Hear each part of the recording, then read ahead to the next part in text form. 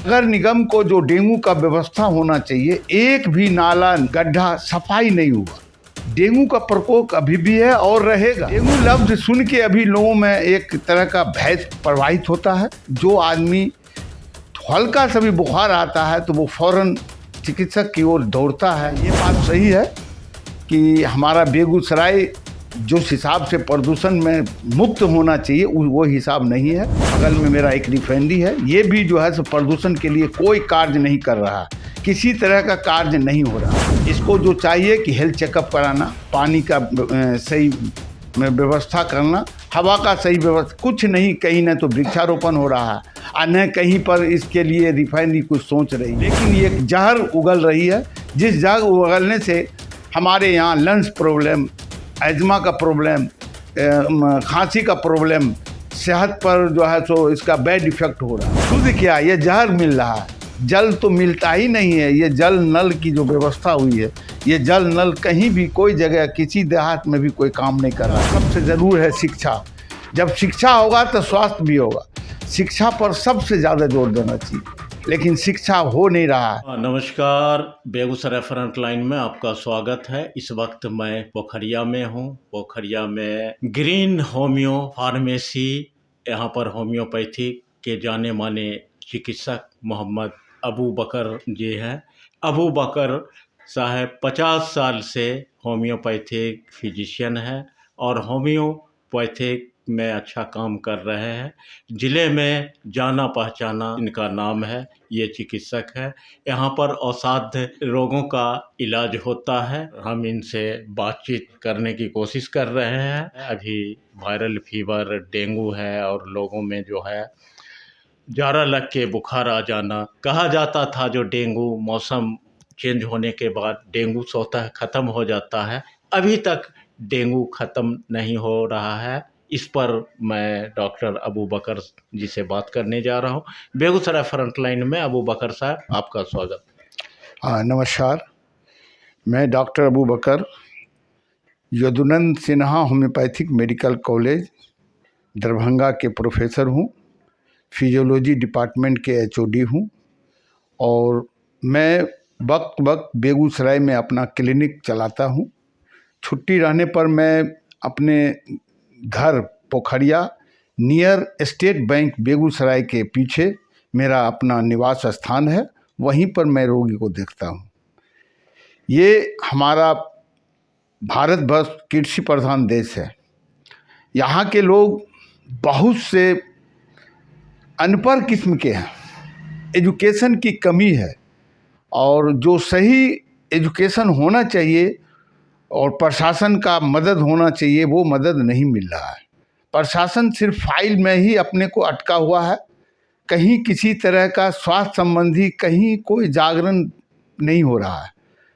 हम लोग अभी तक जो डेंगू कह रहे हैं, डेंगू का हमने एक बार इससे पहले भी मैंने अपना ये उजागर किया था कि नगर निगम को जो डेंगू का व्यवस्था होना चाहिए, एक भी नाला गड्ढा सफाई नहीं हुआ।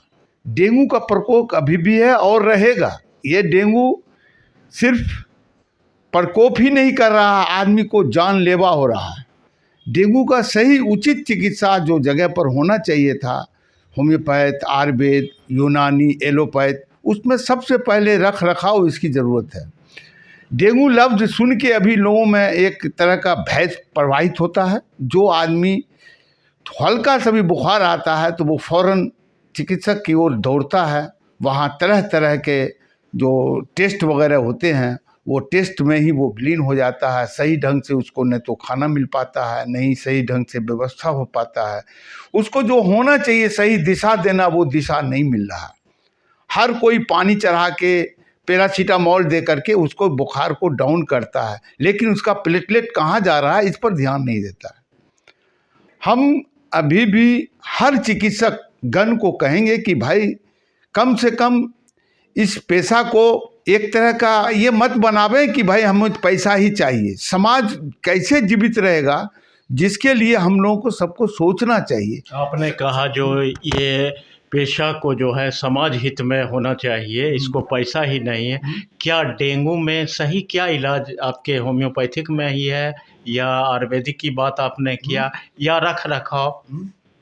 हाँ, ये इलाज होम्योपैथ में भी है, एलोपैथ में भी है और आयुर्वेदिक में भी है।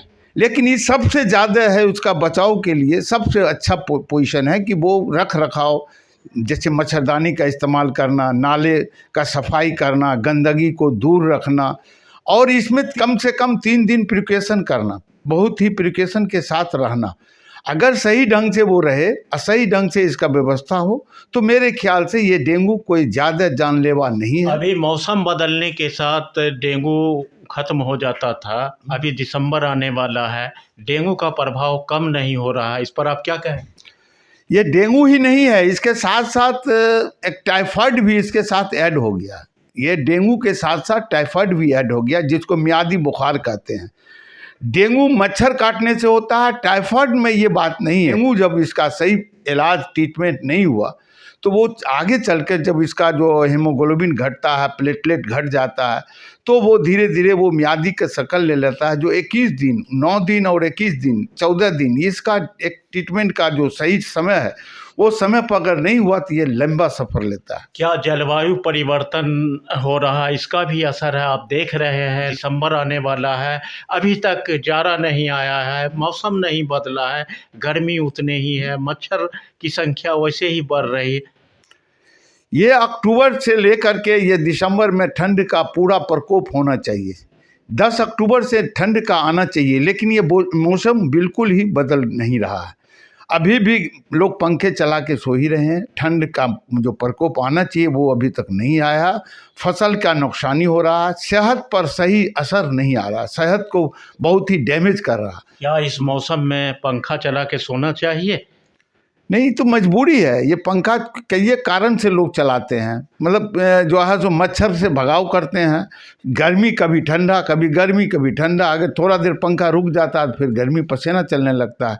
ये जो वायुमंडल का प्रकोप है, ये जो है एटमॉस्फेयर का चेंज नहीं होना, ये भी एक बहुत बड़ा नुकसान है। अभी देख रहे हैं आप फॉगिंग, डीडीटी या छिड़काव होता, उसका भी मच्छरों पर असर नहीं पड़ रहा है। ये तो एक तो पहले वो नंबर न डीडीटी है, न फरकाव है, न ये छिड़काव है, न कुछ है। ये तो एक सरकार का एक कागज़ पर एक जो ये है वो चल रहा है। ये एक भी सही ढंग से सही छिड़काव नहीं हो रहा है। और न तो ये ब्लीचिंग पाउडर है। ये आपको एक बार और मैं कह चुका हूँ कि ये ब्लीचिंग पाउडर नहीं है, ये जो है सो चूने का पाउडर है। ये जो सिर्फ ट्रक में भर के लाता है और तमाम जगह जगह गली जगह में छिड़क रहा है, लेकिन इससे कोई प्रकोप नहीं है, इससे कहीं भी प्रकोप भागने वाला नहीं है। मच्छर जो फैंक करता है, जो मच्छर रोड पर है वो घर के अंदर आता है। उस मच्छर को जो बाहर भागाना चाहिए वो अंदर की ओर जा रहा है। जैसा कि आपको मालूम है, बेगूसराय शहर प्रदूषित हो चुका है। प्रदूषण के मामले में दिल्ली, मेरठ कई शहरों को पीछे छोड़ा है, इस पर आप क्या कहेंगे? नहीं, ये बात सही है कि हमारा बेगूसराय जिस हिसाब से प्रदूषण में मुक्त होना चाहिए वो हिसाब नहीं है। यहाँ भी प्रदूषण का बहुत ज़्यादा प्रभाव है। जिसका रिफाइनरी है, बगल में मेरा एक रिफाइनरी है, ये भी जो है सो प्रदूषण के लिए कोई कार्य नहीं कर रहा, किसी तरह का कार्य नहीं हो रहा। इसको जो चाहिए कि हेल्थ चेकअप कराना, पानी का सही व्यवस्था करना, हवा का सही व्यवस्था, कुछ नहीं। कहीं न तो वृक्षारोपण हो रहा है और न कहीं पर इसके लिए रिफाइनरी कुछ सोच रही है। लेकिन ये एक जहर उगल रही है, जिस जहर उगलने से हमारे यहाँ लंग्स प्रॉब्लम, एजमा का प्रॉब्लम, खांसी का प्रॉब्लम, सेहत पर जो है सो इसका बैड इफेक्ट हो रहा है। हवा में जहर घुल चुका है, लोगों को सांस लेने में दिक्कत हो रही है, इससे क्या बचाव कैसे करें? इसका बचाव के लिए प्रशासन को चाहिए पूरी मुस्तैदी के साथ ये जो है कल कारखाने पर ध्यान देना और कल कारखाने वाले को इस तरह का जो राइट हैंड है उसको इस तरह का ही करना कि भाई यहाँ जो है दूषित वातावरण कैसे ठीक किया जाए। हम अपने स्वस्थ रहें, दूसरे को भी स्वस्थ रखें, इसके लिए क्या होना चाहिए? इसके लिए तो सबसे है कि प्रशासन को चाहिए कि इसके लिए एक जन जागरण चलाना और जन जागरण चला करके इस चीज़ को लोगों को जगाना कि भाई तुम कैसे रहो, क्या करो ना करो, धुआं मत जलाओ, तरह तरह का इससे बचने का बहुत सा उपाय है, जिसको सरकार को इसमें कुछ लेना होगा, सरकार को अभी जल की समस्या है, शुद्ध पेयजल लोगों को नहीं मिल रहा है। शुद्ध क्या, ये जहर मिल रहा है। जल तो मिलता ही नहीं है। ये जल नल की जो व्यवस्था हुई है, ये जल नल कहीं भी कोई जगह किसी देहात में भी कोई काम नहीं कर रहा है। जो भी है वो गंदगी से आ रहा, गंदगी में जा रहा। इसका आने वाला पीढ़ी और नुकसान होगा। क्या अभी के मौसम में पानी को उबाल के पीना चाहिए या ऐसे ही किस तरह का पानी पीना चाहिए? पानी तो अभी क्या, शुरू से ही इसको उबाल के ठंडा के तब पीना चाहिए। पानी को पीने का बहुत ही इसका जो है जहर है पानी में, इसको सही ढंग से उसको उबाल करके तब पीना चाहिए। वातावरण में जहर है, पानी में जहर है, सब चीज़ में मिलावट, जहरीला हो गया है। इस स्थिति में लोग अपने आप को कैसे रखें? इसको रखने के लिए तो अब खुद को संभलना होगा, खुद को सोचना पड़ेगा। हर घर में, हर जगह, हर बच्चे को सफाई पर ध्यान देना होगा। जल से और वायु से, दोनों से परहेज करना होगा। जल से भी सही ढंग से पानी अगर नहीं पी रहा तो वो भी सेहत के लिए नुकसानदेह है, पेट के अंदर नुकसानदेह है, लंग्स के अंदर नुकसानदेह है। और हवा के लिए भी है कि हवा भी, स्वच्छ हवा के लिए भी हर जगह एक वृक्षारोपण, हर आदमी को ये सिद्धांत दे कि हर घर में जितने आदमी की आबादी हो उतने पेड़ लगाओ। चाहे जहाँ भी हो, तुमको रोड पर ही कहीं उन्हें लगाना पड़े, लेकिन लगाओ। पेड़ का लगाना भी एक बहुत बड़ा धर्म का काम है। तो पेड़ लगाया जाए। पेड़ लगाने से जो है बहुत सारी बीमारियां दूर होती है और वातावरण में हम शुद्ध हवा सांस ले सकते हैं। जी, ये जो है इसके लिए तो सबसे बड़ी चीज़ है कि हर देहात के अंदर ये वृक्षारोपण जो होता है, रोप करके उसका कोई देख रेख नहीं होता, उसका रख रखाव होना चाहिए। हर जगह, हर मुखिया को, हर वार्ड में इस चीज़ का तंबीह करना चाहिए कि तुमको इतना पेड़ लगाना है और इतना दिन तक इसका सुरक्षा देना है। इसका सुरक्षा के लिए भी आदमी को गाइड। लोग तो पेड़ लगाते हैं, देख रेख रख रखाव नहीं कर पाते, जिसके कारण एक भी पेड़ सही ढंग से वो पनप नहीं पाता है। और गवर्नमेंट का स्कीम जो है वो स्कीम कागज पर ही रह जाता है, लेकिन पेड़ रोड पर नहीं रहता है। इस अभी जो वातावरण दूषित हो गया है, तरह तरह की बीमारी पनप रही, तो आम लोगों में कैसा जागरूकता होना चाहिए? आम लोग, सेहत तो आम लोगों के लिए है, इसका असर तो आम लोगों पर पड़ता है, बीमारी हम ना हो, बीमारी से बचे। इसके लिए तो हर आदमी को जागरूक होना होगा, इसमें हर व्यक्ति को जागरूक होना होगा। और इसके लिए प्रशासन को जगाने का हर जगह, हर हफ्ते एक ये निकालना होगा कि साहब जागो और अपने सेहत को बचाओ और रख रखाव कैसे रहो। ये सारा व्यवस्था गवर्नमेंट को करना होगा। हर स्कूल कॉलेज में मुर्गी, चेगना, बच्चा, ये सब की गिनती होती है, लेकिन स्वास्थ्य के लिए कोई व्यवस्था नहीं है कहीं भी नहीं। स्वास्थ्य पर ज़्यादा, स्वास्थ्य और शिक्षा दो समाज के लिए बहुत अहम चीज़ बन गया है, शिक्षा और स्वास्थ्य। हाँ, ये इसका सबसे ज़रूर है शिक्षा। जब शिक्षा होगा तो स्वास्थ्य भी होगा। शिक्षा पर सबसे ज़्यादा जोर देना चाहिए, लेकिन शिक्षा हो नहीं रहा है। टीचर, किसी भी स्कूल में चले जाइए, कहीं भी कोई टीचर, 5 गो विद्यार्थी है, 15 गो टीचर है।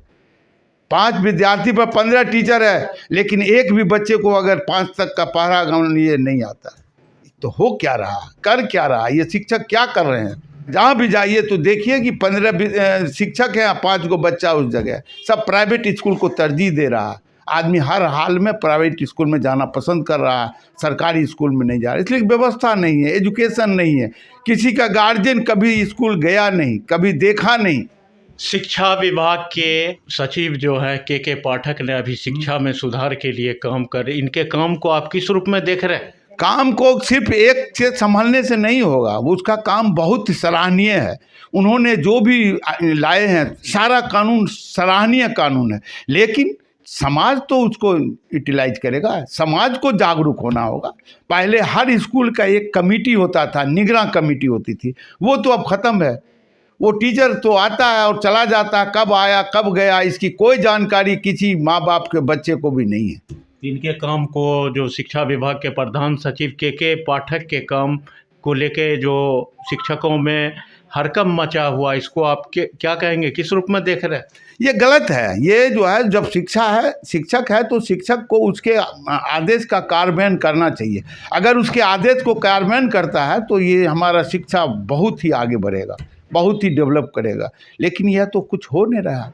रजिस्टर पर नाम है, वहाँ जाइए तो प्रेजेंटेशन 5%। उसी को सुधारने के लिए तो के पाठक ने बेड़ा उठाया है। नहीं, इसका बेड़ा उठाया तो मैं इसको बहुत सराहनीय कदम कहता हूँ, और आने वाला वक्त भी इसका अच्छा असर पड़ेगा। धीरे धीरे कहीं भी किसी तरह का भी विद्यार्थी इसका फ़ायदा उठाएंगे। अब विद्यार्थी को फ़ायदा मिलेगा। अभी प्राइवेट स्कूल हर गांव हर जगह पनप रहा है, लेकिन सरकार का जो भी स्कूल है, जो भी कार्यक्रम है, उसको लोग फॉलो नहीं कर रहा। चलिए, हमसे बात करने के लिए बहुत बहुत धन्यवाद। अभी होम्योपैथिक फिजिशियन डॉक्टर अबू बकर जी से हमने बात की। बहुत सारे मुद्दों पर इन्होंने खुलकर अपनी बात की। देखते रहिए बेगूसराय फ्रंटलाइन। मिलते हैं अगली वीडियो में। धन्यवाद।